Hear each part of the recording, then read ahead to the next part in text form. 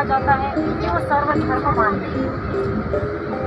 भगवान उसे कहा जाता है जो जन्म मरण के फेरे में नहीं आता। लेकिन जैसे शिव जी को निराकार कहा है, उन्हें भी जन्म कहा है।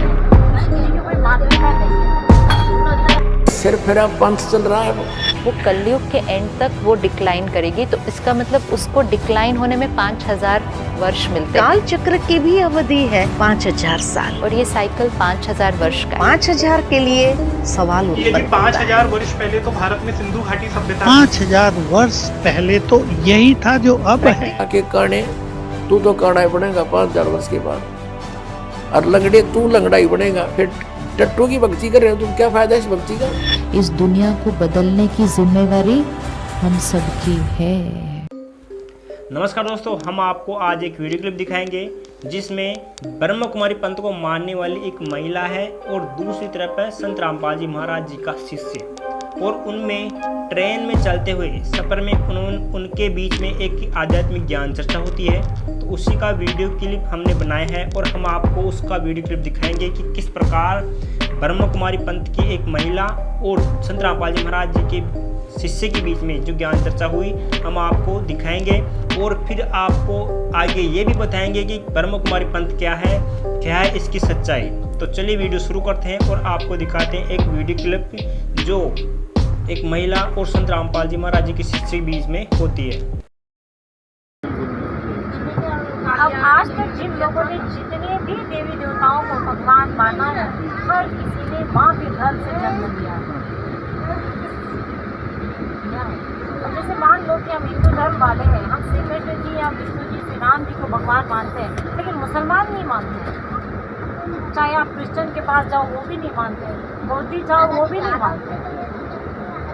लेकिन जैसे शिव जी को निराकार कहा है, तो उन्हें भी अजन्मा कहा है। शिव जी की कोई मान्यता नहीं है, तो क्रिश्चियन में उन्हें भी वो जियोवा नाम से पुकारते हैं। श्रीमद् देवी भागवत पुराण में लिखा हुआ है 123 प्रश्न 30 स्कंद कि ये तीनों है ना अजरो अमर नहीं है, तीनों का आविर्भाव और तिरोभाव होता है ब्रह्मा विष्णु महेश। तो मैं ब्रह्मा विष्णु महेश की तो बात ही नहीं कर रही, मैं तो शिव जी की बात कर रही हूँ। शिव जी कौन हुए? तो मैं आपको वही तो कह रही हूँ, शिव जी की बात तो मैं वही बता रही हूँ ना भाई, कि शिव तो निराकार है। निराकार कैसे है? शिव है वही महेश है वही रुद्र है। तो निराकार ही है। शिव किसको मानोगे फिर? निराकार कैसे हुआ? अरे निराकार ही तो है शिव। शिव का कौन सा आकार है? तो शिव ने धरा पर तुम जन्म ये मूर्ति रूप में पूछ रहे हैं, ये कौन है फिर? ये मूर्ति रूप में पूछ रहे हैं, ये कौन है? निराकार तो वो होती है। अब कोई के सूर्य निराकार है, कैसे निराकार? उसकी रोशनी आता आती है। जिस तरह से हमारा शरीर का आकार है 5 तत्वों का बना हुआ, उसी तरह से उनका नहीं है। शिव का तो शिवलिंग माना गया है ना भाई। कैसे मान लिया? ये तो अपन शिव पुराण पढ़ के देखो क्या चीज है। हमने क्या पूजा शुरू कर दी ना? पंडित क्या जरूरत है? आंखों से देख ही लो ना, शिवलिंग को आंखों से देख ही लो। पंडित की क्या जरूरत? दिखता तो है ना साफ से। कैसे बहन जी कोई अपन पास प्रश्न होना चाहिए ना। कोई शिवलिंग पूजा कहाँ से शुरू हुई?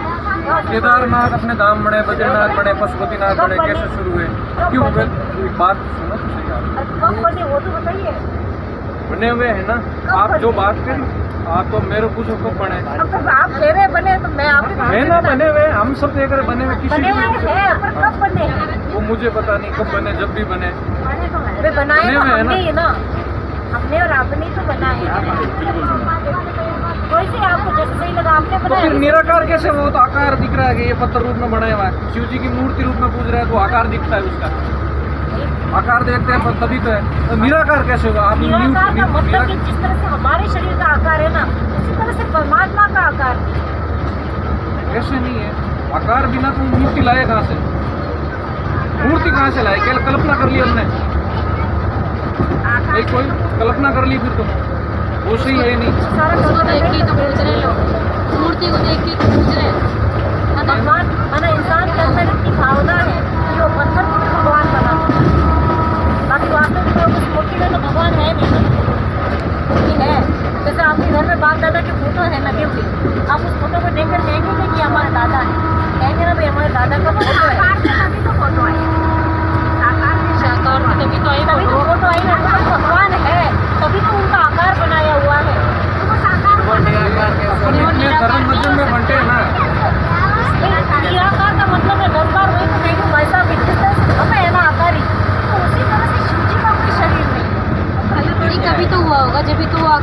निराकार बोल रहे हो आप। तो भगवान भी हमारी तरह जन्म मरण के चक्कर में आए बोलते हैं और हमने अंत भी क्या है भाई। परमात्मा जो है वह सृष्टि की रचयिता है ना। हाँ है पर हमारी तरह नहीं है, इसीलिए उन्हें निराकार कहा गया है। बात में आनंद भी आया हो। हम सब है ना धर्म बने ना, चाहे जैन हो, चाहे हिंदू हो, मुस्लिम हो, सिख हो, ईसाई हो, बौद्धिस्ट हो, प्राप्त भगवान के करने के लिए बने, अलग अलग बंटे हैं। जैसे कोई भाई बनते हैं ना, वो भी सोचता है मैं ज़्यादा कमाने के लिए, ये पता नहीं मेरे को नीचे ले जाएगा, मैं ज़्यादा कमाऊंगा, इसलिए बना है। पर वो भगवान है कौन? वो जो एक ही है। हम कहते हैं सबका मालिक है, तो वो कौन है? अपनी अपनी बात तो सबने कह दी, अपनी अपनी डबली, अपनी अपनी राग उठ दी। भाई आप धर्म गुरु हो, कुछ वचन करते हो, तब हमने थोड़ा पसंद कर लिया। बुरा मत मानना, इसे हाथ जोड़ बुरा मानने की कोई बात ही नहीं है, बुराई की तो कोई बात ही नहीं है। नहीं मान जाए तो माफी मांग लेता। कोई नहीं सकता, बुरा मानने का कोई सवाल ही नहीं है। बुरा मानना चर्चा क्या है? हाँ अब हमें जो चीज़ 4 हम आपसे सीखे और 2 हम आपसे सीखे, इसमें कौन सी बड़ी बात है?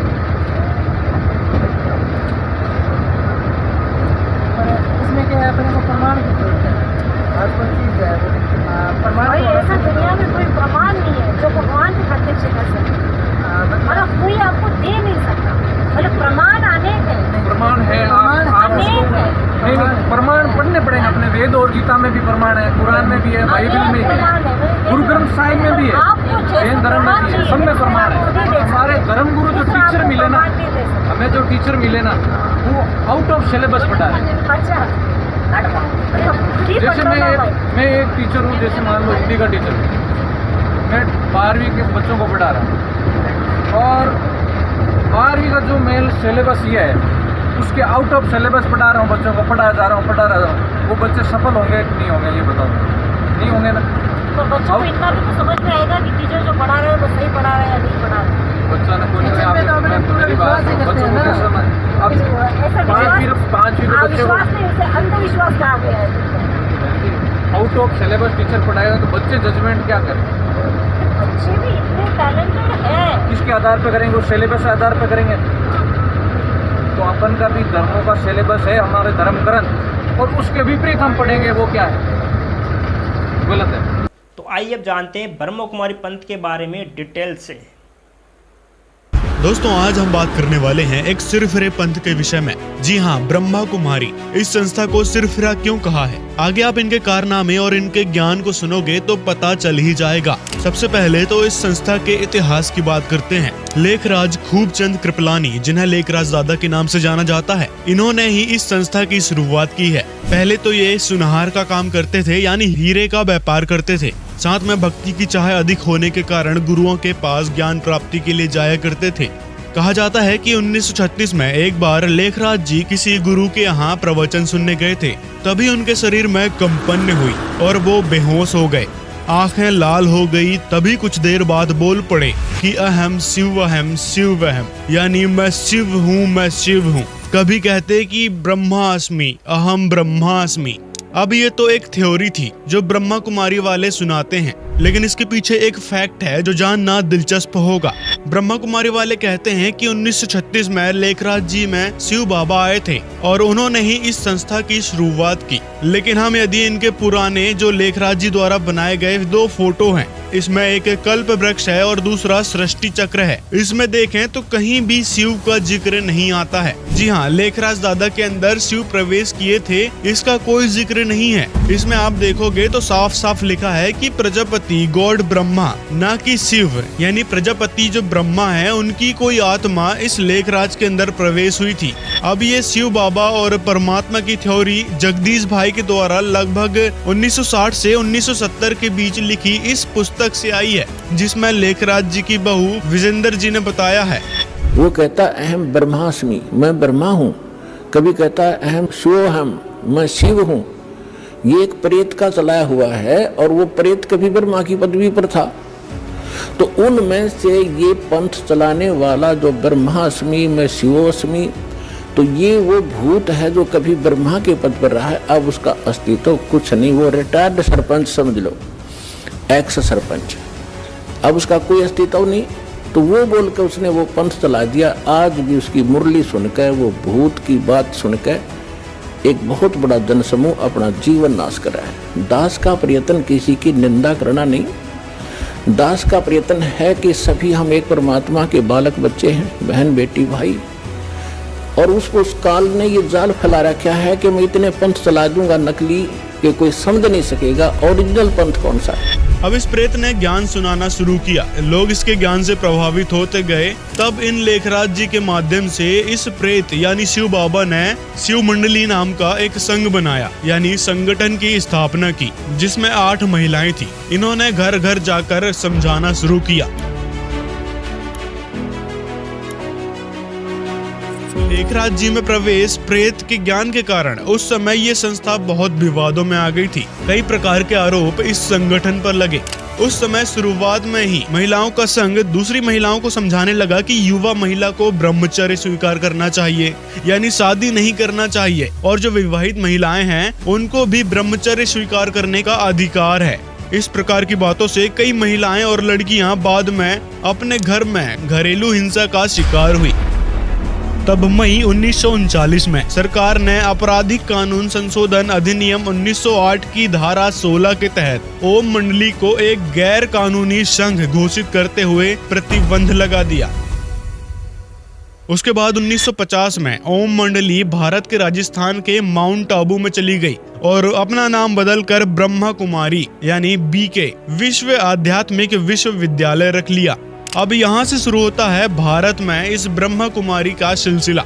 लेखराज जी ने जो महिलाओं की समिति यानी संगठन बनाया था उसमें 350 महिलाएं हो चुकी थी और जगह जगह प्रचार करने के लिए जाती थी। इस प्रकार इस प्रेत के द्वारा जो ज्ञान बताया गया है कि परमात्मा प्राप्ति के लिए ब्रह्मचर्य का पालन करना चाहिए, सृष्टि का समय 5000 वर्ष ही है और इसका प्रलय आने वाला है, और भी बहुत सारी सिरफिरी बातों को महिलाओं के द्वारा आगे से आगे फैलाया जाने लगा। लेखराज जी एक तरफ पुरुषों को समझाते लेकिन ज्यादा फोकस महिलाओं पर ही था। इसलिए आज आप देखोगे तो ब्रह्मा कुमारी में सभी उच्च पदों पर महिला ही हैं। अब यहाँ लॉजिक समझिए, बेचारी महिला भोली भाली होती हैं, उनको कोई भी बात बोल दो बस तुरंत मान लेती हैं, और जो थोड़ी बहुत शास्त्रों के नॉलेज रखती हैं वो इन लोगों के चक्कर में फंसते नहीं हैं। इसी प्रकार इनका सिलसिला चलते रहा। महिलाओं को ये लोग ज्ञान समझाते रहे और कुछ पुरुष भी इनके ज्ञान से प्रभावित होकर इस संस्था में जुड़ने लगे। अब 1969 में लेखराज जी की मृत्यु के बाद ये संस्था कई सारी संस्थाओं में डिवाइड हो गई। जी हाँ, पहली तो बीके यानी ब्रह्मा कुमारी संस्था है जिसको गुलजार दादी ने आगे बढ़ाया। इनके अंदर कथित तौर पर लेखराज जी के बाद शिव बाबा आया करते थे, 2015 तक रहे। लेकिन यहाँ पर कुछ लोग ये भी कहते हैं कि गुलजार दादी के अंदर शिव बाबा नहीं स्वयं लेखराज दादा आते हैं और ज्ञान सुनाते हैं। अब दोस्तों यहाँ थोड़ा विचार करो कि लेखराज दादा आते हैं मतलब कि वो भी एक प्रेत योनि में गए, तो प्रेत ही आ सकता है ना दूसरे के शरीर में। भगवान को किसी के शरीर की जरूरत नहीं होती है। अब भगवान आवे और दूसरे बोल लगा मैया बोलने लग गया बुढ़िया।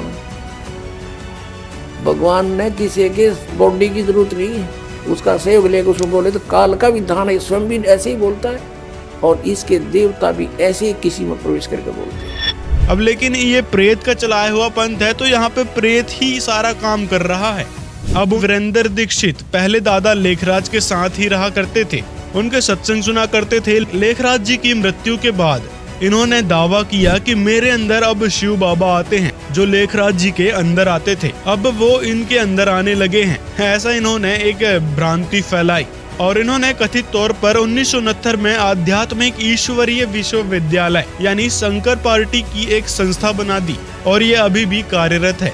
अब ऐसे ही ये दो संस्था, एक तो ब्रह्मा कुमारी और दूसरा ये शंकर पार्टी, ये दो संस्था चलती रही। एक में लेखराज जी को ब्रह्मा कहने लगे, वहीं दूसरी में वीरेंद्र दीक्षित स्वयं को शंकर कहने लगे। इनके ड्रामों का सिलसिला चलते रहा। इसमें आगे चलकर 1995 के करीब दशरथ भाई पटेल नाम के एक व्यक्ति इस संस्था को ज्वाइन करते हैं। लेकिन जब दशरथ भाई पटेल को इनके ज्ञान पर शंका होती है तो इन्होंने उसमें प्रश्न उठाया कि अगर लेखराज जी ब्रह्मा हैं और शंकर वीरेंद्र दीक्षित हैं तो फिर कहीं न कहीं विष्णु भी होगा। तब वीरेंद्र दीक्षित ने बोला कि आप जो हैं अहमदाबाद में एक संस्था बनाओ और विष्णु कोई और नहीं तुम ही हो। जी हाँ, इन्होंने जो दशरथ भाई है उसको ही विष्णु बता दिया। अब क्या था, तब दशरथ भाई पटेल ने एक संस्था खोली, विश्व परिवर्तक ईश्वरीय सेवा संस्था यानी विष्णु पार्टी की स्थापना की और अपना मोटो परम शांति रख लिया। अब इस प्रकार इस तथाकथित संगठन में ब्रह्मा लेखराज, दूसरा वीरेंद्र दीक्षित शंकर पार्टी और तीसरा विष्णु पार्टी दशरथ भाई पटेल हो गए हैं। अब इसी प्रकार आगे चलकर 2015 में जब गुलजार दादी के अंदर ये प्रेत आना बंद हुआ, यानी इनके कहे अनुसार शिव बाबा या फिर लेखराज जी के आना बंद हुआ, तो फिर देव की देवी नाम की एक बहन ने एक नई संस्था शुरू कर दी जिसका नाम ओम मंडली रखा, जिसमें ये दावा करती कि अब मेरे अंदर ब्रह्मा लेखराज स्वयं आते हैं और शिव बाबा भी आते हैं। अब मैं जो बताऊंगी वो शिव बाबा बता रहे हैं, ये समझना। और ये अभी भी कार्यरत है, इसका ये YouTube चैनल है, यहाँ पर ये प्रवचन देती है, ज्ञान सुनाती है और मुरली वगैरह जो भी है इनका ड्रामा वो करती है। लेकिन दोस्तों सबसे बड़ी बात तो ये है कि ब्रह्मा कुमारी यानी बीके वाले इनको स्वीकार नहीं करते और ये लोग कहते हैं कि सारे संसार को एक करना है। जब इनकी ही आपस में नहीं बन रही तो ये खाक संसार को एक करेंगे। क्योंकि इतने टाइप के ब्रह्मा कुमारी में से भी कम 10-12 ऐसे ग्रुप बने हुए हैं, ऐसे उनके अंदर से अलग अलग शाखाएं निकली हुई हैं। कहीं विष्णु का अवतार, कहीं शंकर का अवतार, कहीं ब्रह्मा का अवतार, कहीं इंद्र का अवतार, कहीं दुर्गा का अवतार। उन सब के अलग अलग ज्ञान सुन के बिल्कुल आत्मा है ना भ्रमित हो गई थी। और कोई किसी का पक्का अनुयायी था, कोई किसी का था, तो वो अपने के ही गुण गाते थे, निरपक्ष भाव से कोई बात ही नहीं करता था, ना कोई समझता था। तो मेरे को ये होता था कि कौन मेरी इन बातों का जवाब देगा, कौन मेरे को सेटिस्फाई करेगा। इस जन्म में तो मेरे को ये ज्ञान से बिल्कुल भी मैं सेटिस्फाई हो ही नहीं सकती, ऐसा मन में एक विचार था। लेकिन जैसे ही मतलब गुरु जी के इस ज्ञान में आगे आगे बढ़ती चली गई, सुनते रहे, किताबें भी पढ़ी, तो वैसे वैसे मतलब परमात्मा के ऐसे लगे कि बिल्कुल अब परमात्मा, पूर्ण परमात्मा की प्राप्ति होगी है। अब थोड़ा विचार करो, यदि ये संस्था स्वयं परमात्मा के द्वारा चलाई गई होती तो क्या इस प्रकार के ड्रामे देखने को मिलते? इससे भी स्पष्ट होता है कि इनके द्वारा चलाई गई संस्था जो है किसी परमात्मा या शिव के द्वारा नहीं, एक प्रेत के द्वारा चलाई गई है, जो पहले के जन्म में भगवान ब्रह्मा के शरीर में था और फिर अपने कर्मानुसार प्रेत योनि में आ गया और फिर पता नहीं आगे कहां कहां जाएगा। तो ये था इनका पूरा इतिहास। अब दोस्तों इनके सिरफिरे ज्ञान पर थोड़ा नजर डालते हैं। ये लोग मुरली में बड़ा जोर देते हैं, यानी कि बोलते हैं कि मुरली डेली सुनना चाहिए, मुरली ही सार है, मुरली के जरिए ही परमात्मा को पाया जा सकता है। अब ये मुरली होती क्या है ये समझिए। मुरली कुछ नहीं, इनके सत्संग यानी प्रवचन है, जो इनके लेखराज दादा ने 1969 के कुछ वर्ष पहले सुनाया था, उनकी ही रिकॉर्डेड फिल्म इनके पास है।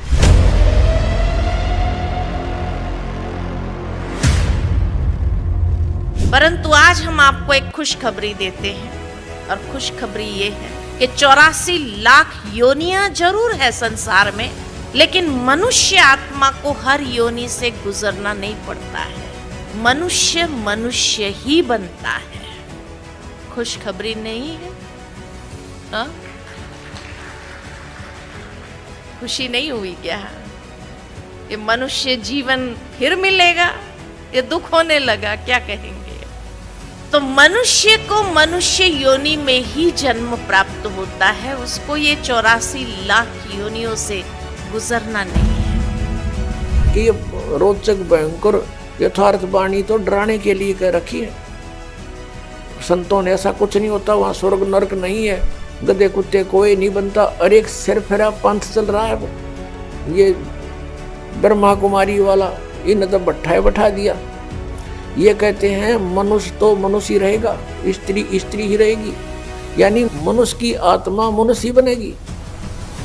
फिर भक्ति का क्यों ड्रामा कर रहे हो? जब मनुष्य मनुष्य ही बनेगा तो।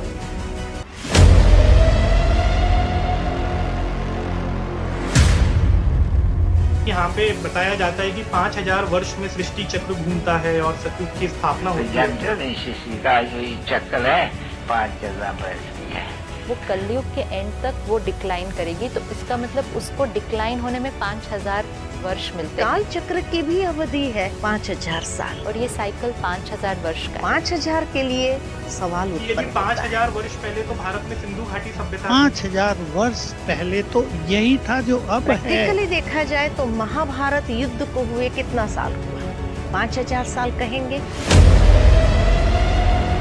और उनका एक और ऐसा विधान है कि 5000 वर्ष के बाद सृष्टि क्रम के आधार से जो आज आपका नाम है वही नाम होगा, वैसी सतिथि होगी, वह कर्म होंगे, ऐसा ही शरीर होगा। ये काना था उनमें। एक भगत बता रहा था कि काना था, एक लूच रहा था, और हमसे भी टकराए थे एक बार ऐसी, जिसको पोलियो हो रहा था एक, और वो भी ये गुण गावे इन ब्रह्मा कुमारी वालों के, और वो भी कथा को सुना में बैठ कर डिस्कस करें, बहस करें हमारे साथ। वो कहने लगा कि 5000 वर्ष के बाद ऐसा ही मनुष्य तो मनुष्य बनेगा, और जो जिसका नाम है बाप का नाम, और जो उसका शरीर की सतिथि एज इट इज चेहरा होगा। तो उस भक्त कह रहा था कि मैंने उसे कहा कि काने तू तो काना ही बनेगा 5000 वर्ष के बाद, और लंगड़े तू लंगड़ा ही बनेगा। फिर टट्टू की भक्ति कर रहे हो तुम, क्या फायदा इस भक्ति का?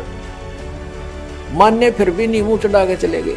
तुम तो विरोध करते हो। अरे अज्ञान का विरोध नहीं करेंगे तो और क्या करेंगे? समर्थन करेंगे इसका। ऐसा ही एक बार इस दास को मिले थे, यही स्थिति दोनों जोड़ा। उनको भी ऐसा ही कहा तो बुरा मान कर चले गए, माने नहीं, क्योंकि ऐसा सिर फिरा दिया इन्होंने, ऐसी भर दिया हमारे अंदर सारा गंद। यदि इनके कहे अनुसार सृष्टि चक्र 5000 वर्ष ही है, जिसमें 1250 वर्ष सतयुग, 1250 त्रेता, 1250 द्वापर, 1250 कलयुग है, और दूसरी तरफ साइंस के हिसाब से देखा जाए तो पुरातात्विक प्रमाण और जो जीव जंतु जो कई हजार वर्ष पहले आए थे उनके बारे में क्या? उनके बारे में तो साइंस ने बड़े ही गहन तरीके से रिसर्च करी है। और ये जो सतयुग की बात करते हैं कि कुछ हजार वर्ष पहले इस धरती पर कुछ इस प्रकार के गोल्डन महल थे, विमान थे, फिर इन सब के अवशेष तो मिलने थे ना। लेकिन दोस्तों इनके द्वारा बताए ज्ञान यानी इनके द्वारा बताए जो सतयुग है उनके कोई भी अवशेष आज तक कहीं नहीं मिले हैं, ना ही कोई इनकी बातों का प्रमाण है। इससे तो साफ स्पष्ट होता है कि इनकी थ्योरी और इनका ज्ञान पूरा बेसलेस है, बिना आधार का है, मन घड़ंत है, जो कि एक प्रेत के द्वारा ही बताई गई है। यदि भगवान बताते तो उसका कहीं न कहीं प्रमाण तो मिलता। एक तरफ ये लोग शास्त्र को झूठ बताते हैं, सभी को बोलते हैं कि शास्त्र यानी सदग्रंथ नहीं पढ़ने हैं, सब झूठ हैं। वहीं जब इनसे किसी बात पर प्रमाण मांगते हैं तो फिर ये सदग्रंथ पर ले आते हैं कि इस सदग्रंथ में ये कहा गया है, गीता में ये कहा गया है, मतलब कुछ भी। जब सदग्रंथों को ही आप झूठ मानते हैं तो आपके बताए प्रमाण कहाँ से सत्य हो जाएंगे? ये सोचने वाली बात नहीं है। तो भाई कहने का मतलब है कि इन ब्रह्मा कुमारी वालों का ज्ञान बेसलेस है। प्रेतों के द्वारा बताया ज्ञान कैसा होगा आप इसी से समझ सकते हैं।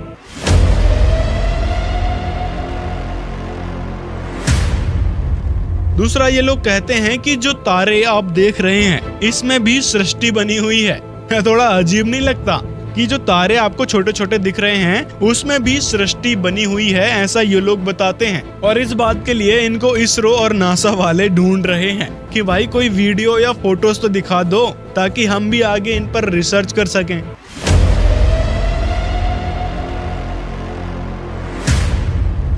अब ये लोग बोलते हैं ओम शांति, जबकि दोस्तों ओम के साथ कभी शांति हो ही नहीं सकती। हाँ आप ही देख लो, जो ऋषि महर्षि इन मंत्रों का जाप किया करते थे, तपस्या किया करते थे, उनके अंदर सिद्धि आ गई। थोड़ा सा भी क्रोध आने पर श्राप दे दिया करते थे। तो ओम और शांति का तो खड़ा एक्सीडेंट है, इस ओम से कभी शांति हो ही नहीं सकती।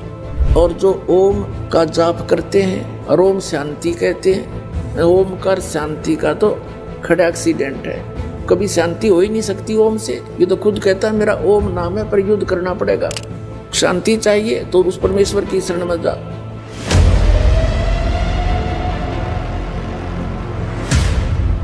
अब इन्होंने सृष्टि के विनाश की भविष्यवाणी भी कर रखी है। जी हाँ, और इसी से लोगों को डराया जाता है कि भाई सृष्टि का विनाश होगा, आपने परमात्मा को पाना है, ये गृहस्थी छोड़ो, ब्रह्मचर्य अपनाओ। इस प्रकार की बातों से कई सारे घर बर्बाद हुए हैं। कई सारी बहनों ने अपने पति को छोड़कर ब्रह्मा कुमारी ज्वाइन किया है। और डर किस बात का कि भाई सृष्टि का विनाश होने वाला है। मतलब इन्होंने 1936 से अभी तक 11 बार विनाश की भविष्यवाणी की है। सबसे पहले तो इस चित्र में देखिए, ये चित्र 1949 के पहले का है। इसमें लिखा है कि लेखराज जी के अंदर जो ब्रह्मा है उसके आने के 12 वर्ष बाद ही सृष्टि का संहार होगा, यानी 1937 में। पहले तो इन्होंने 1943 में सृष्टि के विनाश की भविष्यवाणी की थी। जब उस समय विनाश नहीं हुआ तो उसके बाद इन्होंने 1949 यानी 1950 के आसपास सृष्टि के विनाश की भविष्यवाणी की। उस समय भी विनाश नहीं हुआ।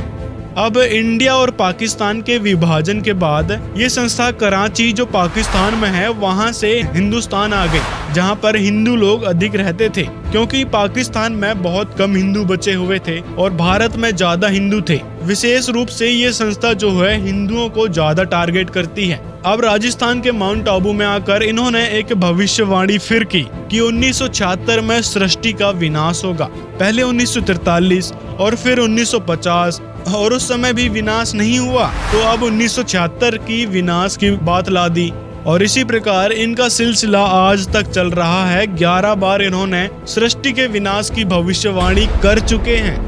जी हाँ, इनके तथाकथित तौर पर लेखराज जी जो प्रेतवश प्रवेश होकर गुलजार दादी में बोलते हैं, उनके द्वारा 11 बार इस सृष्टि के विनाश की भविष्यवाणी हो चुकी है। तो दोस्तों इस प्रकार देख सकते हैं कि किस प्रकार लोगों को डराया जा रहा है सृष्टि के विनाश के नाम पर, और ये लोग मीठी मीठी बात करके बेसलेस ज्ञान सुनाते हैं लोगों को। ना ही इनके ज्ञान का कोई प्रमाण है, ना ही पुख्ता सबूत है इनके पास, बस बेसलेस थ्योरी एक प्रेत के द्वारा बताई गई है। ऐसे ऐसे कई सारी बातें हैं जो ब्रह्मा कुमारी वाले करते हैं।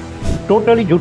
5000 साल का वर्ल्ड ड्रामा कहीं शास्त्रों में नहीं है, और शास्त्रों को झूठ कहने वाले महापापी आत्मा है, क्योंकि शास्त्रों में इतना ज्ञान है, इतना ज्ञान है, उसमें अनंत कोटि ब्रह्मांडों का कई वर्ड्स हैं। इसलिए बड़े बड़े साधु संत जो है वो ब्रह्मा कुमारी संस्थाओं कभी जाते नहीं। कारण यही है कि वो शास्त्रों को झूठ बोलते हैं, क्योंकि जिन्होंने शास्त्र नहीं पढ़े वो वहाँ फंस जाते, जैसे हम भी फंस गए ना। बाद में जब शंकर पार्टी से भी जवाब नहीं मिला तो फिर अपने आपको समझने लगे कि सितारे कौन है। ये सितारों पहले तो ये सितारों की, हर सितारों की अपनी अपनी दुनिया है। तब अपने आप ही मैं आत्मस्वरूप में, मैंने बोला आत्मस्वरूप में स्थित हो जाए, हर प्रश्न का जवाब मुझे मिलेगा। तो धीरे धीरे मुझे हर प्रश्न का जवाब मिला ना। ब्रह्मा कुमारी छोड़ने का मतलब ये, जिनको ये ज्ञान हो जाता है कि ये शास्त्रों को झूठ कहते हैं, और जिन्होंने थोड़ा कुछ शास्त्रों का ज्ञान है कि कलयुग 4,32,000 साल का है, ये तो 5,000 साल का वर्ल्ड ड्रामा नहीं है, तो थोड़ा वो जाते हैं, थोड़ा ठीक लगता है, मगर बाद में छोड़ देते हैं। शांति के लिए जाते हैं, शांति के लिए जाते हैं, थोड़ा मन की शांति मिलती है। आबू में जाते हैं, शांति के लिए जाते हैं, मगर ज्ञान उनको ठीक नहीं लगता। कई लोग चढ़ते हैं, हमने उसी टाइम पर बहुत बड़े पढ़े लिखे इंजीनियर डॉक्टर बहुत वहाँ चढ़ते हैं, तो बहुत मेरे से उनसे बात होती, मगर मैं सुनता रहता। ठीक है, ज्ञान तो ठीक है, मगर यहाँ हमें शांति मिलती है, शांति पाने के लिए आते हैं। दोस्तों अगर वीडियो पसंद आया हो तो लाइक जरूर करें और इस वीडियो को ज्यादा से ज्यादा लोगों तक शेयर करें, ताकि लोग समझ सकें कि इस संस्था में आखिर चल क्या रहा है। जो लोग इसमें जुड़ चुके हैं वो किस प्रकार अपना जीवन बर्बाद कर रहे हैं।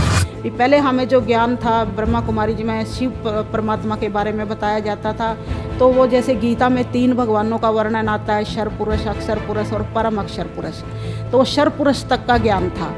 और लेकिन यहाँ पर सारे ही जैसे अनंत ब्रह्मांडों के बारे में परमात्मा ने खोल करके संत रामपाल जी महाराज के द्वारा ये ज्ञान जो बताया है, इस ज्ञान से मेरी आत्मा को पूर्ण संतुष्टि होगी। और ऐसे लगता था वो ज्ञान मैं कैसे भूल लूँगी जो इतने सालों से मेरे अंदर भरा हुआ है। तो वो ज्ञान धीरे धीरे जैसे जैसे ये सुनती चली गई परमात्मा संत रामपाल जी महाराज का ज्ञान, और वो ज्ञान अपने आप ही बाहर निकलता चला गया।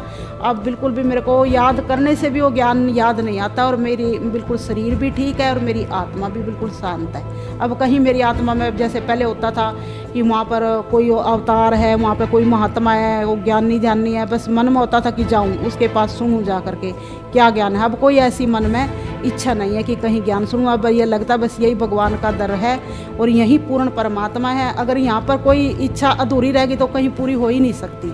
सारी इच्छाएं जैसे यहीं पर पूर्ण होंगी, अगर थोड़ा बहुत मन में कुछ रहता भी है असल तो सारा पूरा ही हो चुका है। बोलना चाहती हूँ जो ब्रह्मा कुमारी में जुड़े हुए, खास करके ओम शांति में जुड़े हुए हैं, जो कुंवारे हैं कि बोलते हैं कि हम पवित्र रह के हम अपना स्वर्ग में जाएंगे, एक ऐसा स्वर्ग नहीं है, कुछ नहीं है। आप लोग ना कुछ मत करो, वहाँ से हटो। मैं ऐसा कुछ नहीं बोल रही हूँ कि आपके पति दुश्मनी कर रही हूँ, कुछ नहीं कर रही हूँ, सिर्फ ना मैं बोल रही हूँ वहाँ से आप जाओ। वो काल का पंथ है, काल का मंत्र देता है, कुछ नहीं है वहाँ, खोखा है, कुछ नहीं, बिल्कुल कुछ नहीं है। आप लोग ना ब्रह्मा कुमारी के लिए खास करके मेरा निवेदन है, क्योंकि ओम शांति में जाने के बाद मेरा घर उजड़ गया था। गुरु जी के चरणों में आने के बाद में मेरा घर सुधर गया है। सतगुरु रामपाल जी महाराज के चरणों में आने के बाद में संत रामपाल जी महाराज ही एकमात्र ऐसे संत हैं जिनका ज्ञान प्रमाणित है। हर एक बात का संत रामपाल जी प्रमाण दिखाते हैं। तो देर किस बात की, अभी सुने संत रामपाल जी महाराज के अनमोल सत्संग और उनके द्वारा लिखित पवित्र पुस्तक। यदि आप पढ़ना चाहते हैं, संत रामपाल जी के ज्ञान को समझना चाहते हैं, तो डिस्क्रिप्शन में संत रामपाल जी की पुस्तकों का लिंक दे रखा है, उसको भी आप जरूर पढ़ें और ब्रह्म कुमारी जैसी फर्जी संस्थाओं से बचें और अपना जीवन व्यर्थ होने से बचाएं। संत रामपाल जी महाराज एक पूर्ण परमात्मा की भक्ति शास्त्रों के अनुसार दे रहे हैं, तो देर न करते हुए जल्द से जल्द संत रामपाल जी महाराज का ज्ञान सुने, समझें और संत रामपाल जी महाराज जी से नाम दीक्षा लेकर अपना कल्याण करवाएं।